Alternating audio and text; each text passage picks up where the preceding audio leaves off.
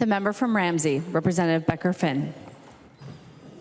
Thank you, Madam Speaker, and I'm going to start with some thank yous and probably end with some thank yous because gratitude is always a good place to be. First, Anna, I am so glad the universe decided that we should work together. I could not ask for a more competent and professional LA and then committee administrator with you. Plus, you're just cool. And you're gonna kick ass at whatever you do, so thank you. Pat Murphy, thank you for believing in the integrity of this institution. You make everybody here do better because of your presence and what you bring to this body. If we could all see what this institution is capable of through the eyes of Pat Murphy, I think that this place would be a better place to work for everybody. And if we can all aspire to that even a little bit, I think we will all be better for it. So thank you. To our caucus leadership staff, I kind of feel like Dorothy at the end of The Wizard of Oz. I'm not gonna say who the Tin Man is and who the Cowardly Lion is, and but Paul, Kevin, McCall, but you and you, I just like we really. You've made this work more fun, and I appreciate you. And my piece of advice to everybody is to always not just thank your staff, but actually get to know the staff. Some of my favorite moments in this body have been going back to the retiring room and spending time with our staff while we do this work. I don't know if it's because I used to be one of you, but I really appreciate you so much as I leave Oz. Liz. There are so many people I could name, but the one member I will name is Liz. We came in together. We came in the minority. We didn't know each other before this work, but I cannot imagine my life or this work without you. True ride or die. Liz Olson, I will Thelma and Louise this anytime. I actually used to be a film major. I didn't even realize that as I keep mentioning movies, but. Members, did you know that 1 million Minnesotans get their drinking water from the Mississippi River? You know why I know that? I know that because I served with Gene Wagenius on the Environment Committee. And a piece of advice that Gene Wagenius gave me in my first days here is that sometimes you will have to say things 100 times before they will hear you. And I have carried that with me throughout. So if you got sick of me talking about CWD, you got sick of me talking about public defenders, you can thank Gene Wagenius because that was really solid advice. Sometimes you have to say it 100 times before they will hear you. And that doesn't mean you shouldn't stop saying it. Which brings me to the next thing. Do the right thing. Not the easy thing. No offense, not the thing leadership tells you should do, not the thing that lobbyists tell you should do, not the thing that any of the people who are paid to be here tell you to do, not the thing that fear tells you to do. Because if you're worried about how it's gonna be spun and no, you gotta do the right thing. You gotta always do the right thing. You always have the control over doing the right thing. That is on you. And you know why? Because the lit has already been printed. My caucus knows I say that all the time. I've had it repeated back to me in caucus, so I think I must have said it 100 times because you guys know I'm gonna say that. And just overall, you have to remember that your job here is to work for your constituents, for the people, not lobbyists, not stakeholders, not special interest groups, not that people have time to type up form letters for people to send you. You work for the people. Because I have seen over the years people cede their power. They don't have to. It's easier. It's way easier to carry a bill that a lobbyist handed you, and a lobbyist handles the negotiations, and a lobbyist does. And it's not to say that lobbyists are bad. They have a role to play here, but you don't need to cede your power to them. You can learn from folks, but you don't need to give it away. And I have heard people say things about bills they're working on. There was a bill in the last year where I had some concerns in my read of it as myself and my own values, and I talked to the chief author about it, and they said, oh, but nobody's upset about it. Well, does the public know what's in it? Just because the paid people who are paid to lobby for things don't have a problem with it doesn't mean that it's the right thing to do for people. Because the people that we came here to serve, that we work for, that's who we work for, and they don't have a paid lobbyist. They have us. We are the backstop. So if you get a feeling that something doesn't seem right, but there's peace in the valley, but you don't feel like it's doing the right thing, listen to that. Listen to that feeling. You have to. It's you. There's nobody else who's going to do that. You have to do it. You have to listen to that, and you have to do the right thing. The last advice-y thing I will say is that this job will eat you up, but only if you let it. You will never be done. There will always be more emails. There will always be more emails. You will never. Inbox zero is a farce. Don't chase that. Don't chase that dragon. That's not going to get you there. And people will always be actively pushing you to do more. They will always want you to say yes. They will always want you to carry more things. They will always want you to do more. It will eat you up. Nothing in this system is set up to protect your well-being.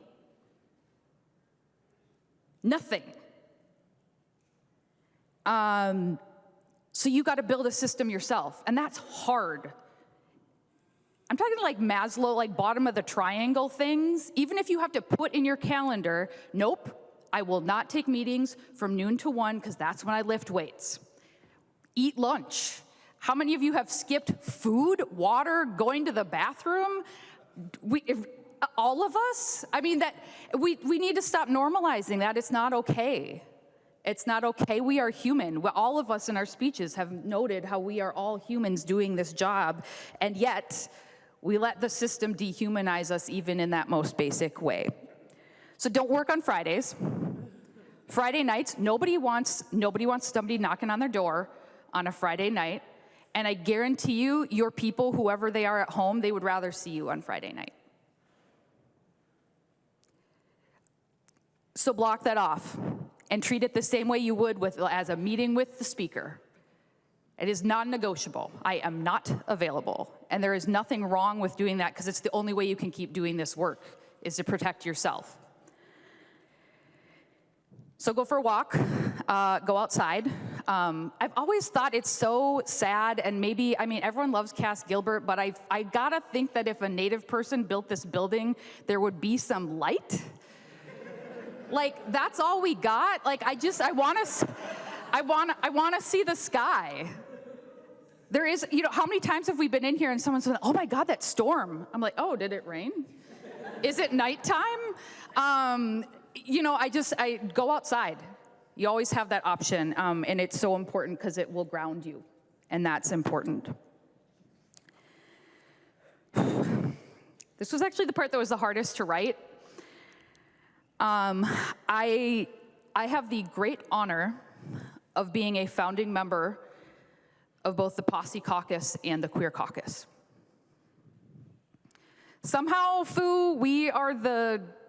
we're the OGs. We're the only ones left from the first year of the Posse Caucus. And folks didn't take us as seriously as they should have at the beginning.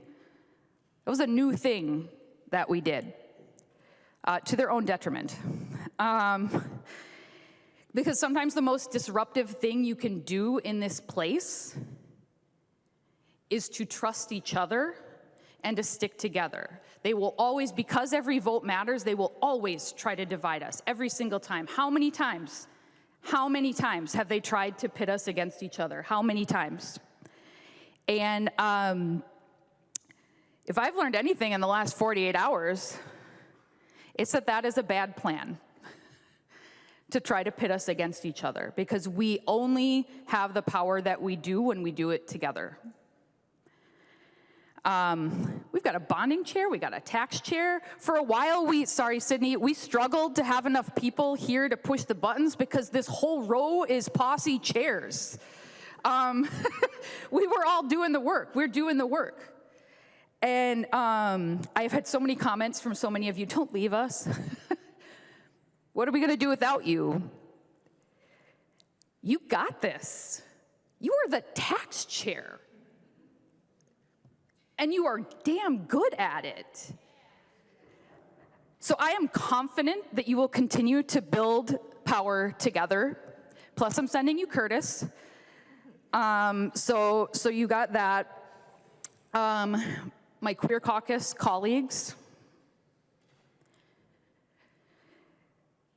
Nobody is braver and more committed to freedom than you. My life is better because of you. I am more free because of you. My family is more free because of you. And I know there is so much work to do, but one of the reasons I can leave this place, and I'm not sad. I'm ready. But part of the reason I can do that is because I know you guys are here and you're gonna continue that fight. And anyone who underestimates the Posse Caucus or the Queer Caucus will do that at their own detriment. I know that. So I feel at peace stepping away because I know you are here. So thank you. Because I can go be with my family only because I know that you all are still here. Plus, Roseville's not that far away from St. Paul, so I can come see you.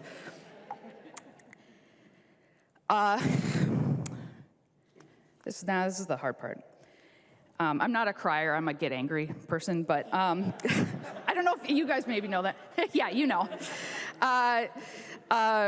Real talk. A lot of personal relationships don't survive this job. A lot of marriages, a lot of friendships don't survive this job. The stress, the hours, the unpredictability of our schedules, the bizarre public nature of this work, the people on Twitter, it's so much.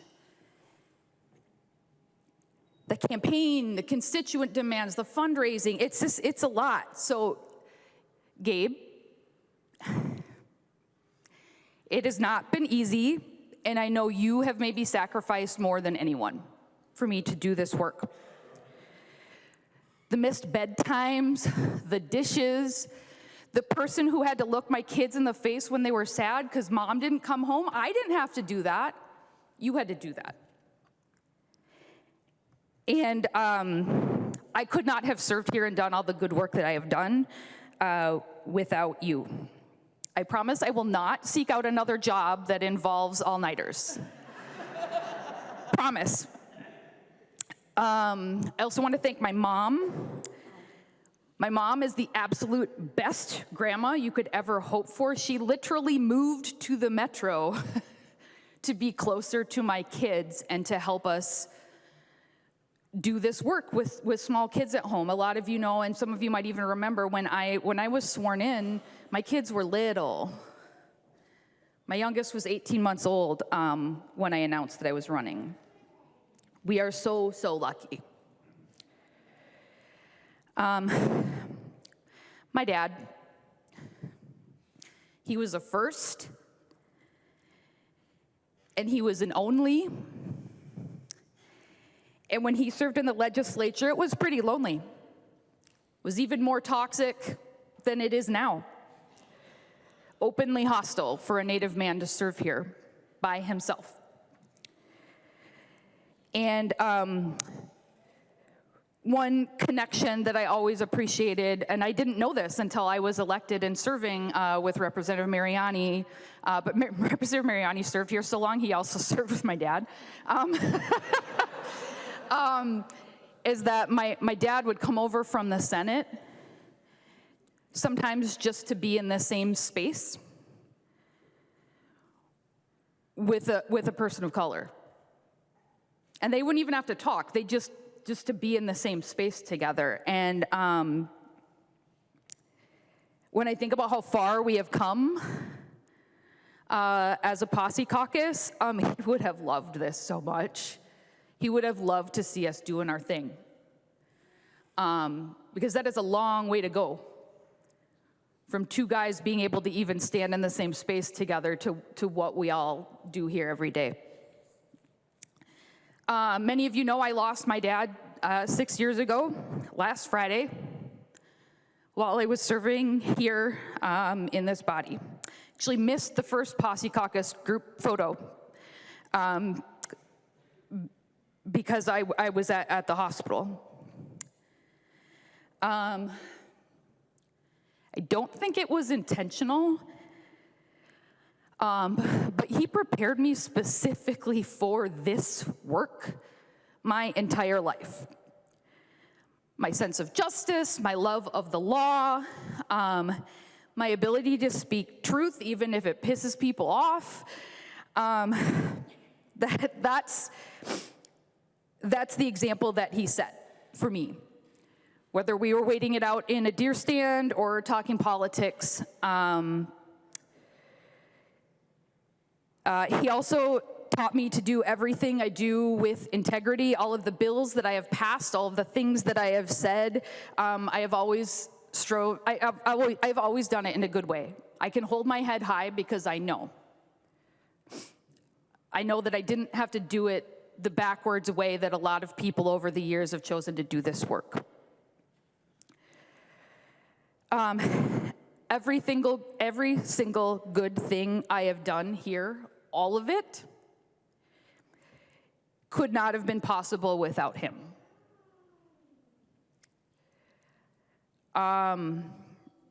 You know, we talk as Native folks about 7 generations, and I know for some people that's sort of like a hashtag kind of thing, but what it means is that that 7 generations doesn't just go forward, it also goes backwards. And so that string that connects me to my dad also connects me to my grandma. My grandma who lived on the res her whole life except for when she was at the boarding school.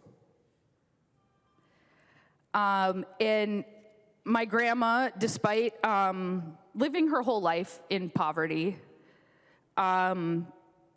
because of her, I get to be here. And we say this a lot, like, we're not even supposed to be here. Like, look around us. Like, look at what is written up there. Look at we just got rid of that seal. I mean, it's still up there. You know, we weren't supposed to still be here, much less here doing the work. We're not just alive. We are thriving and we are doing the work and we are making things better for our people. And that's only possible because of the generations that came before us.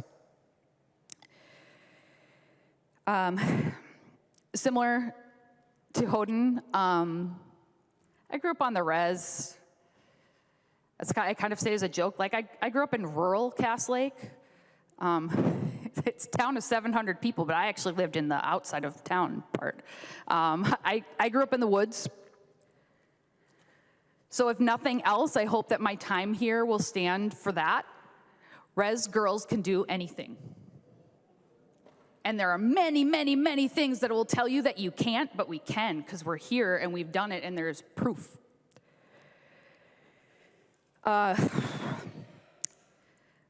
Finally, my kids don't remember a time when this wasn't my job. I'm sorry, this is the end of the Find Mom game on TPT. We'll go fishing more instead. When I announced that I would not be running for re-election, in that press release, I shared that I would be spending more time caring for myself and caring for my family, and that is what I intend to do. There are a lot of different ways to measure time. But the one that always hits home for me is the growth of my kids. When I was sworn in, my kids both fit in one of these chairs together. And there were Cheerios on the floor under my desk for a very long time. It was your desk, Carly. There might still be Cheerios under there. I don't know if the vacuum fits under there. It could be from Carly's kids, it's true. Now my son is taller than me and wears size 11 men's shoes, but he used to fit in this chair with his sibling.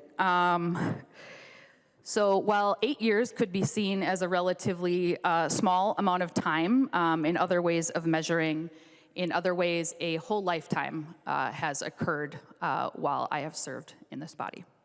Miigwech.